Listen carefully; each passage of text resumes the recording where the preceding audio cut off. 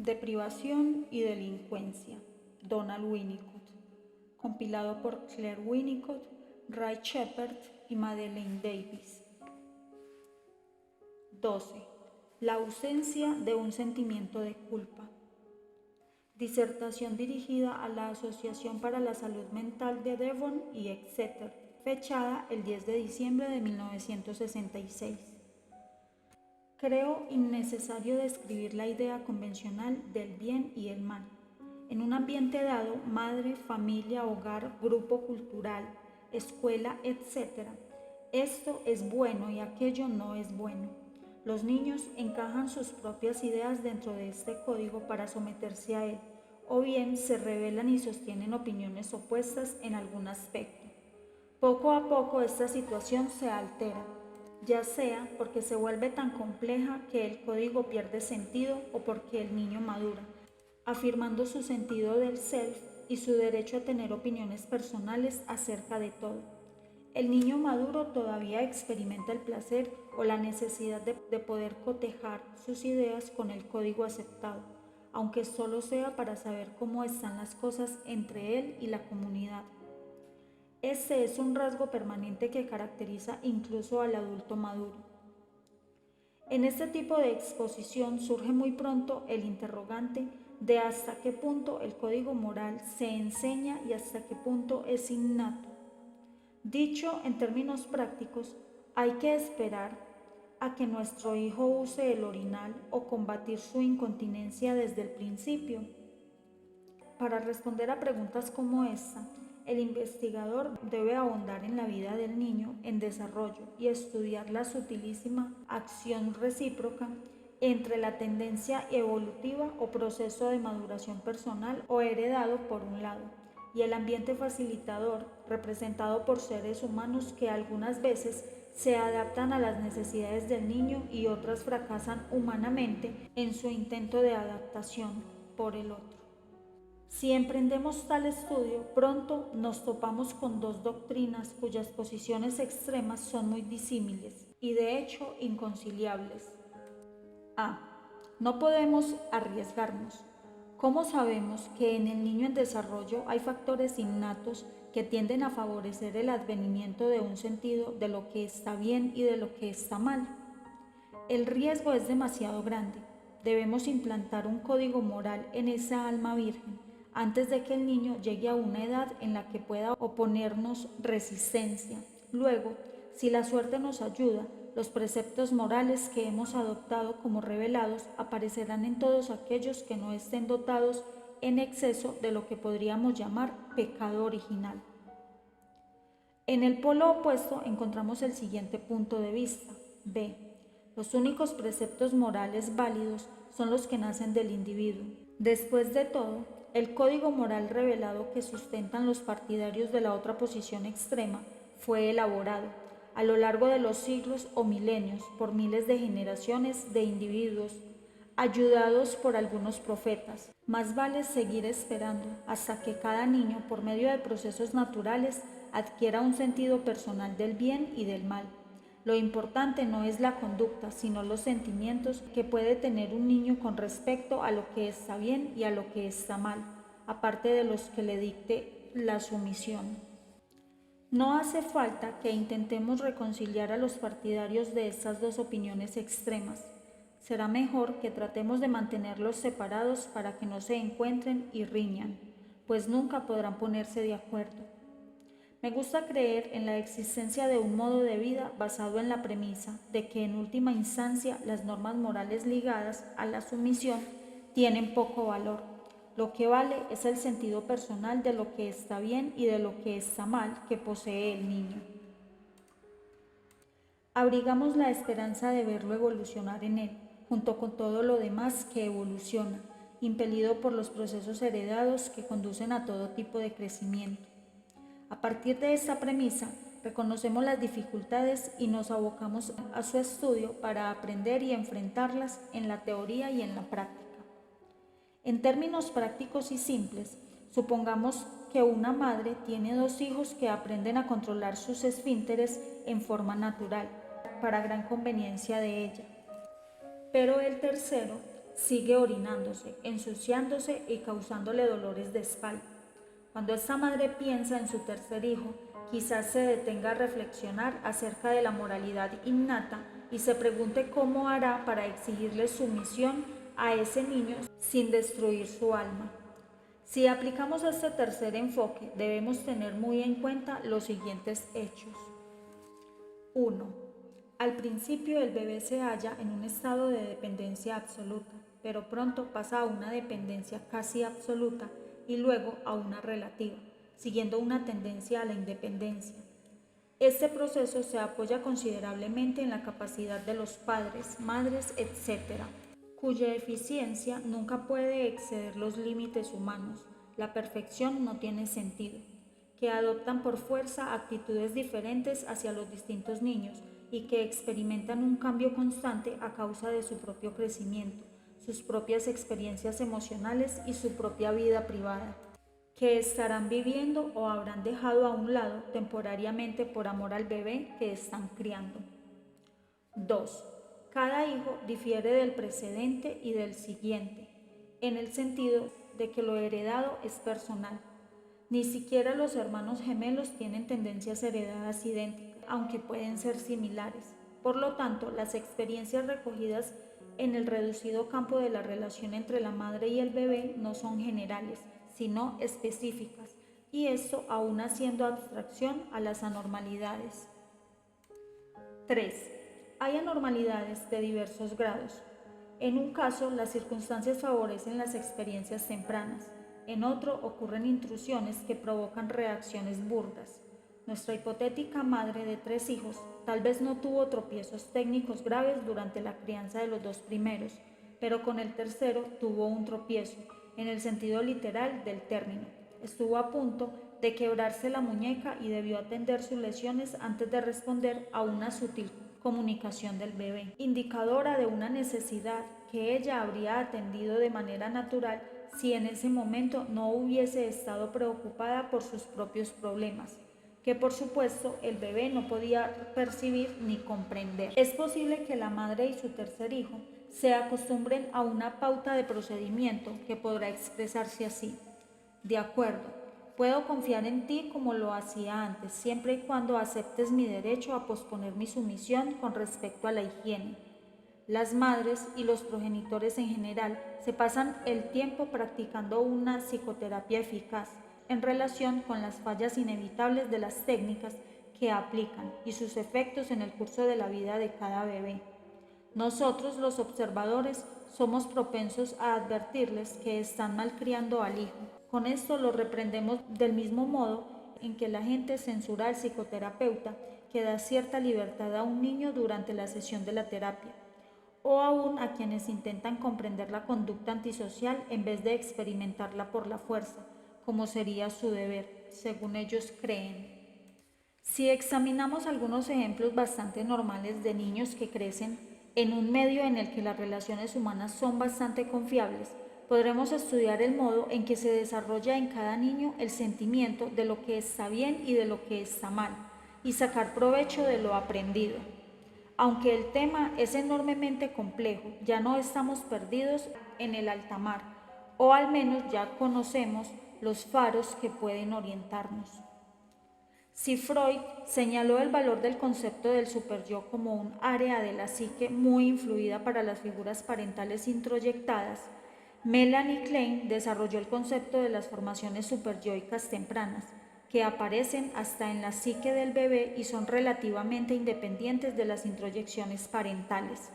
Naturalmente, no puede haber una independencia de las actitudes parentales. Como podemos comprobarlo, cada vez que vemos a un bebé que extiende la mano para asir algún objeto y contiene su impulso para evaluar, ante todo la actitud de la madre.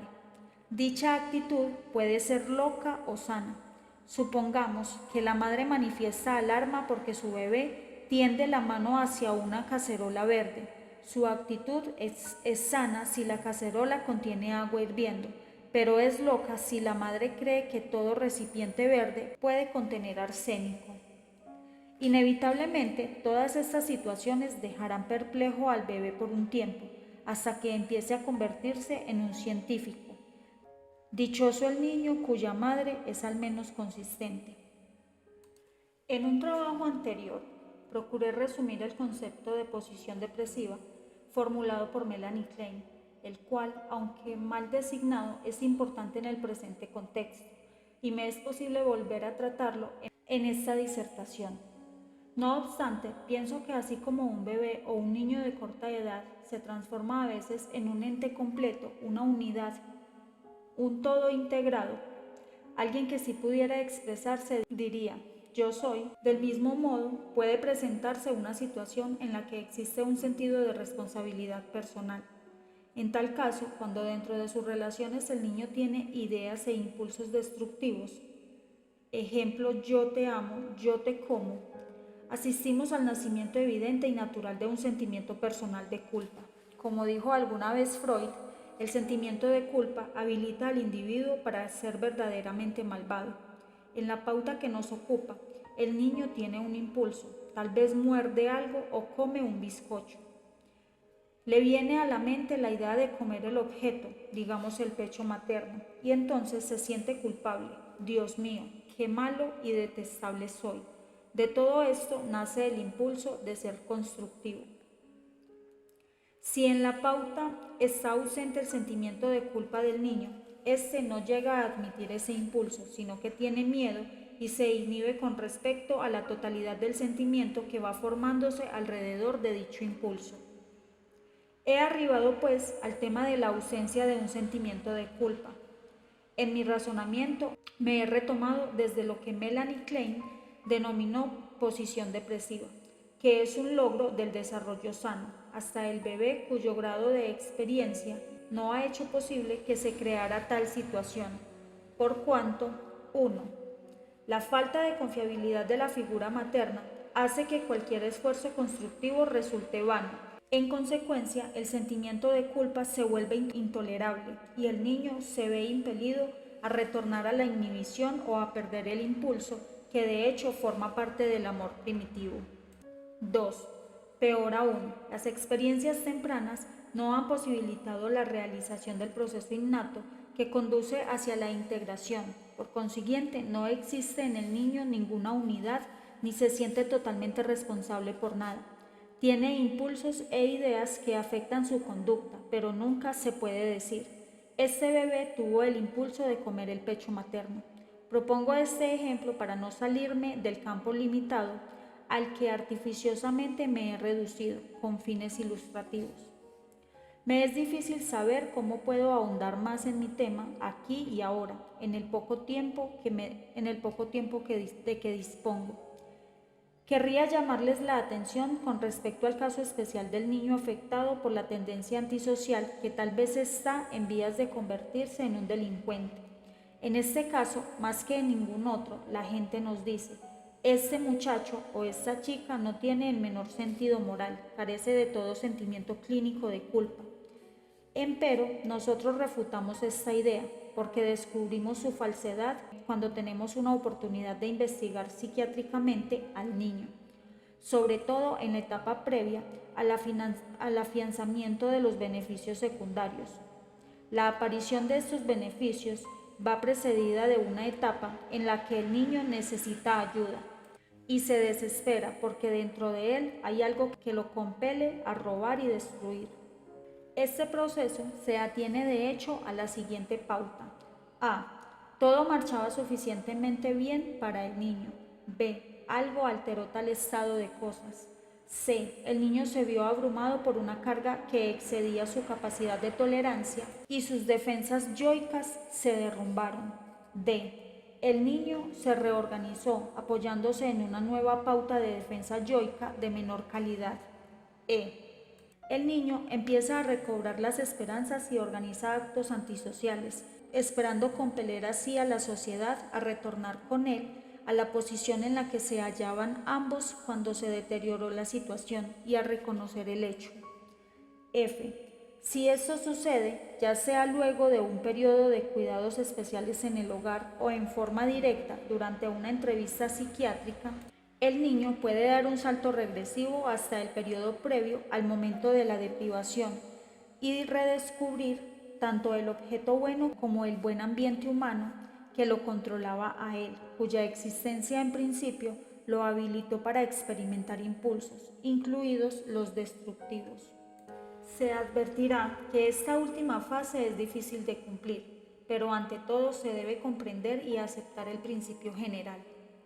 En realidad, cualquier madre o padre con varios hijos sabe cuán reiteradamente ocurre y da resultado esta enmienda mediante el empleo de técnicas adaptativas específicas y temporarias. Por difícil que nos resulte aplicar estas ideas, es preciso que desechemos de plano la teoría de la posible amoralidad innata del niño. Esta carece totalmente de significado desde el punto de vista del estudio del individuo que se desarrolla conforme a los procesos de maduración heredados, entrelazados en todo momento en el funcionamiento del ambiente facilitador. Por último, permítanme presentar algunas de las cosas que nos enseñan nuestros pacientes esquizoides o que ellos necesitan que sepamos. En varios sentidos, estos pacientes son más moralistas que nosotros, pero por supuesto se sienten terriblemente incómodos. Quizá prefieran seguir sintiéndose incómodos en vez de curarse. Cordura en sinónimo de transigencia y para ellos en esto radica el mal. Las relaciones sexuales extraconyugales carecen de importancia comparadas con la traición al self. Es cierto, y creo poder demostrarlo, que las personas cuerdas se relacionan con el mundo por medio de lo que yo llamo el engaño, o mejor dicho, si existe en el individuo una cordura éticamente respetable, apareció en su más temprana infancia cuando el acto de engañar no tenía importancia alguna. El bebé crea el objeto con el que se relaciona, pero ese objeto ya estaba allí. Por ende, en otro sentido, el bebé encuentra primero el objeto y luego lo crea. Sin embargo, esto no es suficientemente bueno. Cada niño debe ser capacitado para crear el mundo o de lo contrario, este carecerá de significado. La técnica adaptativa de la madre permite que el niño sienta esta creación como un hecho. Cada bebé debe tener una experiencia de omnipotencia suficiente, pues sólo así podrá adquirir la capacidad de ceder a esa omnipotencia, a la realidad externa o a un principio divino. De esto se infiere que el único acto real de comer se basa en no comer. La creación de los objetos y del mundo adquieren significado a partir de la no creatividad y el aislamiento. La compañía solo se disfruta como un progreso con respecto al aislamiento esencial, ese mismo aislamiento que reaparece cuando el individuo muere. Algunas personas deben pasar la vida entera no siendo en un esfuerzo desesperado por hallar un fundamento para ser. Para los individuos esquizoides, ante quienes me siento humilde, aunque dedico mucho tiempo y energías a tratar de curarlos por lo incómodos que se sienten, todo lo falso, ejemplo, estar vivo por sumisión, es malo. Podría ilustrar esta idea, pero quizás sea mejor limitarme a su enunciación. Si alguien puede espigar algo de esa recopilación desprolija, ojalá lo que recoja tenga valor. Como ven, acabo recayendo en el concepto del sentimiento de culpa, tan fundamental para la naturaleza humana que algunos bebés mueren a causa de él, o si no pueden morir, organizan un self sumiso o falso que traiciona el verdadero self, en tanto parece triunfar en áreas que los observadores consideran valiosas. Las mores de la sociedad local son simples distracciones comparadas con estas fuerzas poderosas que aparecen en la vida y en las artes, así como en términos de integridad. Ustedes deben saber que sus hijos adolescentes, algunos de ellos pacientes psiquiátricos, se preocupan más por no traicionarse a sí mismos que por el hecho de si fuman o no, o si malgastan o no malgastan su tiempo durmiendo.